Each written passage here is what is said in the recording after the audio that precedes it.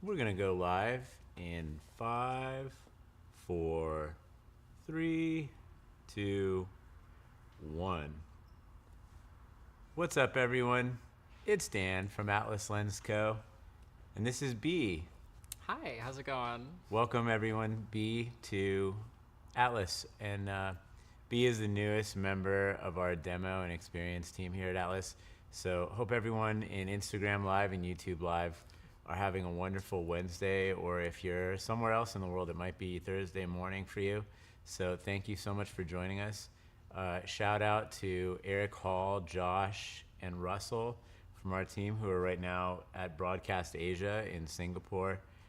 If you're in Singapore or thinking about visiting, now is a great time to do it. We're at the AV8 Media booth. Get on a plane, get going immediately. Get on a boat, get on a plane, get on a, I don't know, taxi. Do whatever it takes to get over there if you're in the area. So yeah, how are you, B? How's everything going? I'm doing pretty good. I'm excited to be here. We just had another Wednesday LensDay, right? This is like maybe your second or third Wednesday LensDay. Mm-hmm. It felt like it was a pretty productive day. A lot of people came through.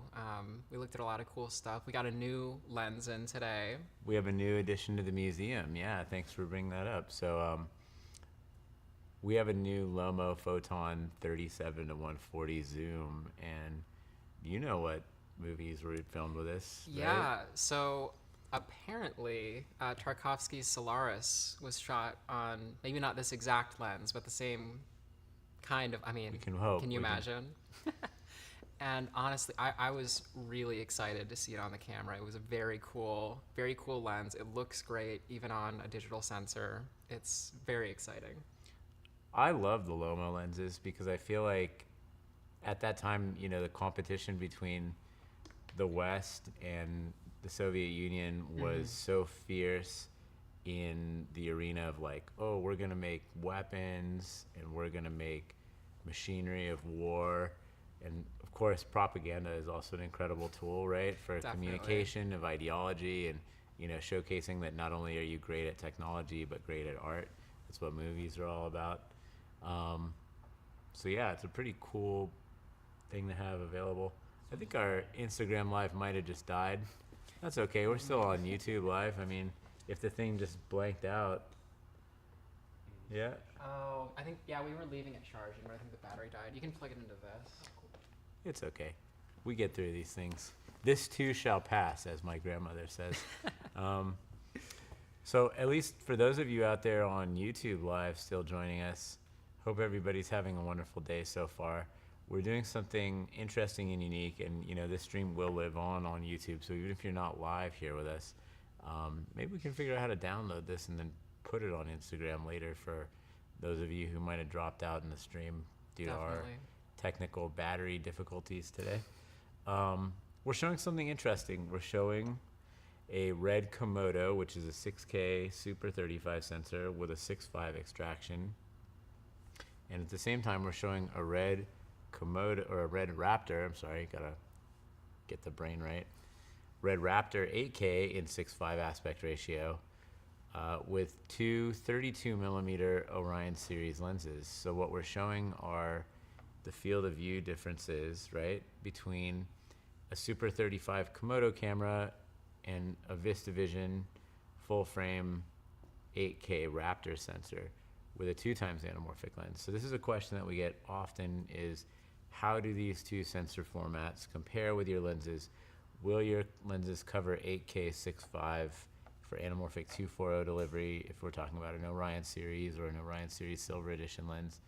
And in this case, you can see that we have perfect coverage on the Komodo camera and an 8K 6.5, which is like the maximum height anamorphic mode on the 8K Raptor. We almost have perfect edge-to-edge coverage. You can see there's a little bit of corner darkening vignetting there, but if you bump in about 5% in post, so if you set 5% safety lens, you'll be good to go. And that varies between the different focal lengths. So we're on one of the wider focal lengths. Actually, like our 21 and 25 have even better coverage on 8K 6.5 on the Raptor. And as you go more telephoto too. So I'm really trying to show the worst case scenario of what you get, which would be the 32 millimeter Orion. So hopefully this gives some clarity in a visual way. And what's cool is that, you could see us up here and you could see us down here at the same time. So big shout out to, Black Magic Design. Which camera is which? Which one's which? So anybody out there want to guess which camera is the Komodo and which camera is the Raptor? Special prize for you if you get it right. Tell us in the comments. I'll wait a moment, but only one moment because I'm in a hurry. So the one with a tighter field of view is the red Komodo. And I have to look because I forgot. Yeah, Komodo's this one. Yep. The bottom camera for those who are trying to figure it out in more detail beyond what my brain can comprehend today. I don't know about you. Pretty fried by this point. Right? I can only imagine how our team in Singapore are doing right now Oh, with God. jet lag. Yeah. So, yeah, this is a great way. And huge shout out to Andy Aragon at Red for letting us borrow this awesome hard mount that we've put on the Raptor. That is the PL hard mount bolt onto the body. No twist with any lenses, no image shake, perfect back focus adjustment. Yeah, It's it's like- very solid, especially compared to what we had on there. I'm very happy we switched it out. Me too. So, B and Aldous and I went down to Art Center College of Design yesterday and got to give a little presentation about the history of anamorphic lenses. And then we talked about the format concept of Atlas scope, which is a way of delivering a square or nearly square 1x1 master image by turning a wide angle sensor vertically, so you have a tall sensor, and then using your anamorphic squeeze ratio to map it out to be a square shaped aspect ratio for delivery. So you have all kinds of nested formats within that. So you can set up frame guides and then get 9x16 for social, 16x9, and a 1:1. So you really have a lot of different multi-aspect ratios that you can deliver. And in a way, you're kind of creating a virtually larger sensor. So I hate to lean on that as like a proponent for why to do this because I think it's kind of corny. Yeah. But if you think about it, if you're using something like the Raptor, which has a 40.96 millimeter by 21.6 millimeter sensor, you turn it sideways, it's 40.96 tall. That's tall. Then you take the 21 millimeter side and unfold that 2 times with a 2 times anamorphic lens, like an Orion series. And now you have a virtual about 41 millimeter by about 42 millimeter virtual imaging area, which is insane. That's basically Definitely. getting to like GFX 100 near medium format territory. Yeah, especially in that square format, it really reminded me of 6x6 medium format film. I shoot a little bit of medium format in that square, and there's something about the depth of field, especially, we had the 80 millimeter Orion on here yeah. earlier, and it really reminded me of the way I shoot with that camera. I love that. I have to see your photography. Oh yeah, I'm excited yeah, to I can to show you a see little your work. later. One of my favorite things about B is that B is like super passionate about image making, and she's just like got that energy and that vibe and excitement, and like super happy to have her on the team. So this is rad. So who out there has any questions about the setup that we have now with the 32 millimeter Orions on these 2 camera bodies? And if there are no questions, we could actually swing the lenses to show you the field of view difference by putting on 36 millimeter Mercury series lenses on the same camera bodies to see the field of view difference between a Super 35 sensor and a VistaVision full format red sensor. So we'll wait. Thank you. Shout out Oksana and Aldous for running technical production for us today on this live stream. And if no questions come in, I'll swing the lenses while B chats to you, and then we'll be up and going with the new lenses in just a moment. For sure. All right. I guess I'll move over to the center here. Yeah, take center stage, please. Definitely. So we're switching over to the Mercuries here. Yep. I'm not sure exactly how this is going to work with our dual screen setup we have here. I'm wondering if we're going to have to change some formats, but we're going to dive in and see what happens. So I guess I can tell you a little bit about myself. I went to film school at the University of Wisconsin-Milwaukee, which sounds like it's nothing, you know, state school in Wisconsin, but you'd be surprised. It's a very good film program. Got my BFA. I worked at a rental house for a little while. I've always been very interested in the gear side of filmmaking, as well as basically any hobby I've been interested in. I'm all about the technical aspect and maximizing quality, I guess. Like I said earlier, I like to shoot a lot of film, both stills and motion picture. I've got a 16 millimeter Krasnogorsk 3. That's a Soviet wind-up 16 millimeter camera. I haven't been shooting with it much lately, but I'm excited to get back into it, and I'm really hoping I can figure out a way to mount some Mercuries on it and get some anamorphic 16 millimeter, especially, you know, with an open gate modified K3 like I have, where you have the Ultra 16. I think it would be really interesting to see how far you can go with a 1.5 times anamorphic. All right, looks like we're getting the other lens set up on the Komodo here now.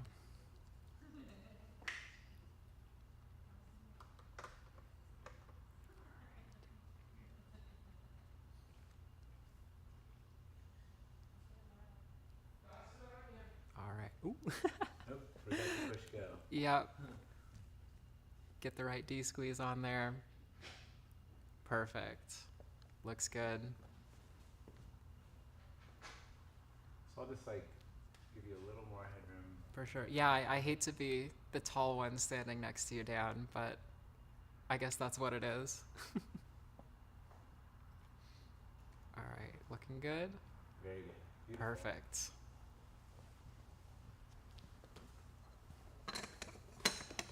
So yeah, this is a big question that we get a lot. How does a 36 millimeter, or actually any Mercury lens for that matter, look on a super 35 sensor versus a full frame sensor? And often there's this misconception that like a 35 millimeter full frame lens would somehow have a different field of view compared to a 35 millimeter super 35 lens. Focal length is focal length. So a lens That's is right. a lens is a lens, and then different lenses obviously can have different image circle coverage. But where the field of view changes is of course in the size of your imager. So you can have a 35 millimeter full length, or you can have a 35 millimeter full frame lens on a Super 16 camera, and that's kind of like a medium telephoto. wouldn't you Definitely, say? yeah. Like kind of punched in. But that same lens, you put it on a full frame camera, and it's quite wide. And so what you're seeing now is the visual difference that you can actually perceive and experience in the same focal length lens at about the same distance. We have a 36 millimeter Mercury, and on the bottom camera we have a red Komodo, and the top camera is a red Raptor, and both of these are in 16:9 recording modes, so they de-squeeze out to a 2.66:1 traditional CinemaScope master format. So do we have any questions out there? Thank you so much, Oksana, for helping admin the stream and addressing live questions from people. Should we flare the lens? What do you think? Let's do it. I think we've got some. Oh, we've got the fancy flashlight. Oh, yeah. Here. Do we want to do the? Let's do it. Here's the phone. Okay, here I'll. But I think the rainbow one we should do for Pride, right? That's cool. Definitely. I'm with that. Beautiful. Yeah, I wish this would change colors a little slower, but this is the best we can do. It's like a medium medium pace rave flashlight. And then here we've got a daylight balance flare here. This is so fun. I can just like watch the reference monitor Yeah. all day. I'm kind of captivated. Good thing we didn't put the reference monitor on this side, because we'd just be staring at our beautiful selves all day long. Oh yeah. But we'll do I a suppose little, at least if it's behind there, it looks like we're paying attention to the camera. right? Here we've got tungsten. Man, I especially like you get the sort of ellipse there. Oh yeah, I call Yeah. those bubble flares. Bubbles, Those are my yeah. favorite. Yeah, I feel like those are definitely prominent on the 36 Mercuries here. For I've sure. noticed. So One other thing that people ask is like thinking about the different focal lengths and the relationship between the imager size. How do the Mercury lenses stack up? And that's part of the design concept of the lens. So as you step up in formats, the size of the imager on the Raptor is about 1.5 times the size of the recording sensor format on the Komodo. And so the same is true of the anamorphic coefficient, and about the same in the distance between the different focal lengths. So what we've tried to do is create a cascading sort of golden ratio as you go through the focal lengths of perspective magnification that makes them feel really natural and work well and organically together. And you can see that like one of the aspects of the 36, for instance, on the VistaVision Raptor camera here, is that you get a little bit more bendiness out in the outer edges. And it's hard to tell right now, but there's something that we like to call Petzval. If you'll hand me the pink flashlight, I can walk into the distance and kind of show the curvature of the bokeh out in the background. By the way, I have a joke for if there's anyone out there that speaks Korean or likes or knows Korean culture, what is a Korean cinematographer's favorite snack? What is that, Dan? Duck bokeh. Holler at me later if you like the joke and you get it. It's terrible, I know. I'll be honest, I didn't get the joke. Well, there's this great snack. You probably can't hear me now because I'm far away from the microphone. It's like a rice cake called duck bokeh. Gotcha. He explained the joke. I don't know if you could hear that on the mic. I didn't hear it. Okay, that's good. Good. DM if you want to know what the joke is. We'll answer. I'm gonna try it up and down. Yeah, yeah. Dessert. Duck bokeh? With the snack or dessert? It's kind of like it's a very spicy version of, you know, like what's that Chef Boyardee thing that the kids eat? SpaghettiOs. We don't really eat SpaghettiOs in my household, but I don't know if you ever grew up with that. I used to eat SpaghettiOs sometimes as a kid, but like my friends would definitely eat it. And like that's terrible for you, but I would love eating at a friend's house that had Oh, yeah. Chef Boyardee SpaghettiOs. I mean, it's like a lot of sugar in there probably, but it's like kind of sweet, chewy. The texture is my favorite part. And that's literally what duck bokeh is, except duck bokeh is spicy. So there's like gochujang, which is like a pepper, Oh, yeah, yeah. spicy pepper sauce. So you get like this chewy, kind of slightly sweet rice cake, and then spicy pepper sauce that kind of reminds me of a weird Chef Boyardee sauce in a way, even though there's no Yeah. tomatoes. Sounds That's- terrible when I describe it, but it's I don't know. It delicious. sounds pretty good to me. It's really good. I'd want to give that a try. If you've ever tried duck bokeh, DM us in the comments. Let us know your thoughts. Whether you love it or hate it, we want to hear from you. Dante Sutton asks thoughts on the Nodal 1 focal reducer. Well, I'm glad you asked, Dante Sutton. We have a special surprise guest for next week's stream. We have Joshua Chiara, who's the creator of the Nodal 1 focal reducer. He was a guest in our booth at Cinegear. You can see a little live stream that he did with the people at, News Shooter. Oh, yeah. So yeah, he had some News Shooter coverage. If you're not a fan or you're not aware of News Shooter, go to www.newsshooter.com. It's personally my favorite coverage site in terms of online content related to camera equipment, being the camera nerd that I am. And that's been going for over 10 years. You know, shout out Eric Naso, shout out Matthew Allard, shout out Bob Meth. Huge shout out to Dan Chung, who's like one of the creators of the site and himself an incredible journalist and brilliant mind who's now doing like a lot of PR. Really great people, really great news outlet for film industry equipment. I'd say like second only to FD Times, and like FD Times doesn't have the same kind of viewership as News Shooter. I feel like News Shooter might be like a little more young leaning audience slightly, but Sure. like kind of still middle-aged like me. I don't know. What do I know? Anyway, coming back to the key point, Nodal 1 Right. focal reducer. We'll have Joshua Chiara in here next week to tell us a little bit about the Nodal 1 system. And it's a great way of giving you more field of view with a smaller sensor. So we can actually do the same kind of thing where we do a live stream, but with 2 Komodos, and one will have the nodal one and one will not have the nodal one. Definitely. And that way we can compare. I mean, did you get to play with that at all during the show? I didn't get to play with it much. It was hard, I was right? aware of it, but he was pretty swamped. His area was very busy. I mean, our booth was very busy too. So yeah, I saw a little bit in my periphery, but I wasn't super locked in on it. Pretty neat. So you'll get to experience it in depth next week, and we can hopefully answer all the questions that people have out there. One of the things that I was sad about is that I saw his Indiegogo didn't have that many supporters yet, and it's like, I'm not someone who pays that close of attention to Indiegogo and how that process all works, but I've backed a bunch of things on there. Back this guy if you believe in the product at all. I know him. He's someone I've known for years at this point, and he's not going to run away with your money. And if he doesn't get funded, then he's probably not going to be able to make the product. So I love companies like Metabones. I think the Metabones products are fantastic, but they didn't make their PL mount focal reducer able to take really any PL mount lenses. It's like 3 lenses can work with that thing. So what I can say about the Nodal one is it works with every Atlas lens that we make and offer, and it works with a ton of other lenses too.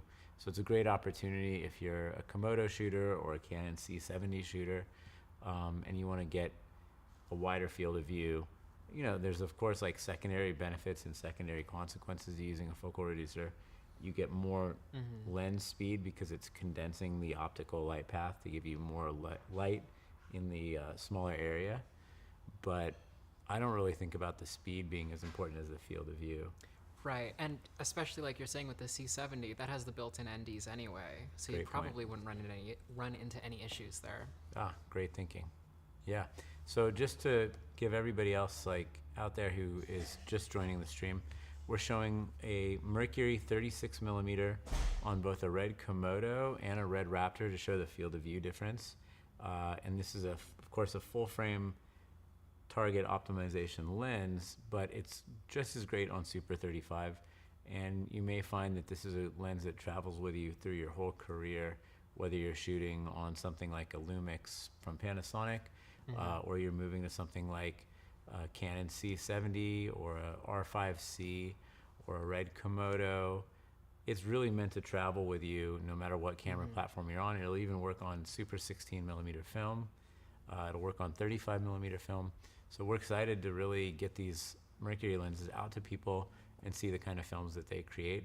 And just to like give you one more reference piece, what I'm going to do is put a 42 millimeter onto the Raptor camera and keep the 36 millimeter on the Komodo and see if we can get a pretty familiar, similar field of view between the 2 lenses and the 2 format systems. Definitely. What do you think? Yeah, I'll be curious to see if that math Cool. works out that well. Yeah, so what is exactly the math there? Do you think it'll be just about exact, or is it going to be It's going a to be bit off? slightly different, but I think it's going to be really close. Like, Sure. it's going to feel very natural. Yeah, I expect it'll be pretty close.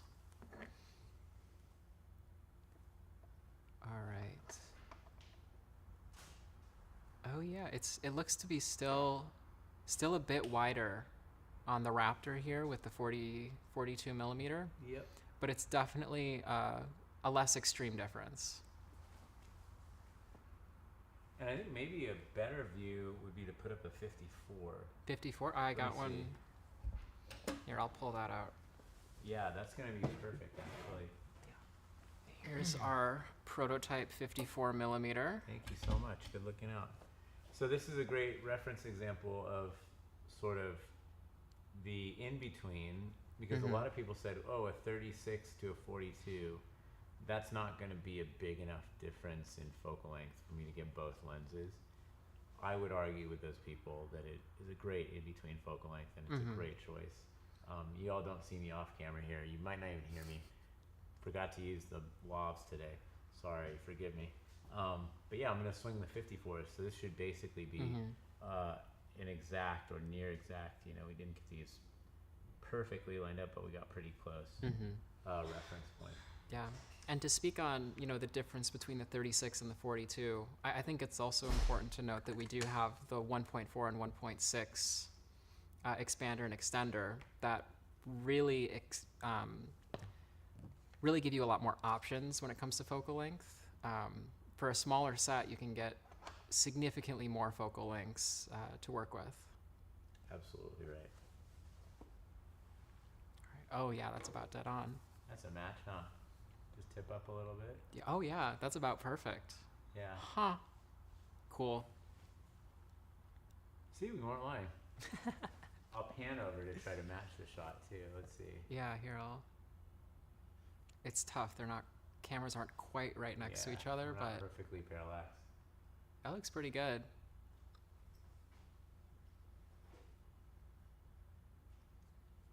All right.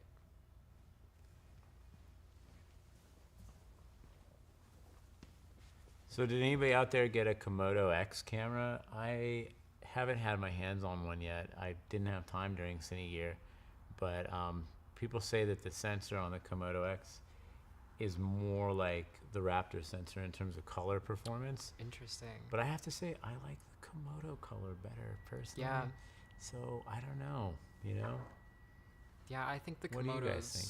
The Komodo is hard to beat for the price. It's compact, it's fully featured, and I don't know. I'm a fan of the Komodo. Don't know if I'm a fan of Red as a company, but I do like the Komodo. I'll go Team Komodo. All right, everyone. Well, if nobody else has any questions or comments for B and I today on our live stream, we're probably going to sign off here in a moment, but we are really grateful for everyone who visited us during Cine Gear. Huge shout out to the people at SVS Studios. Thank you to everyone from Cinematography Salon. Thank you to Michael Barnett from Freestyle Filmworks. What a cool show. I'm still reeling from the amount of energy that I expended doing this show and having fun meeting with all these great people out there in the field, people who I haven't seen in years, people who I see every week. It just felt like such a vibe being back on the Paramount lot and getting my Warner Brothers mug. I have to get that every year. I don't know did you grab one? I didn't know. Okay. Well, we're gonna have to make this a thing from now on. Okay. Every year I get a Warner Brothers mug, so my cabinet is filled with each year's Warner mug. And it's kind of like one of those things that is a very small thing, but gives me joy when I open my cupboard at home. So, it's the small things in life, right? Anyway, thank you everyone out there. Shout out to our team in Singapore. If you're in Singapore or nearby, stop by Broadcast Asia and say hello to them. Get hands-on experience with our Orion series and Mercury series lenses. Shout out to Victor Mangunio in Singapore for helping connect us with the AV8 Media Party Limited and everyone out there. Shout out to Eric, shout out to Josh, shout out to Russell, and huge thanks to our producing team today. This was put together by Oksana and all this here on our team, as well as B.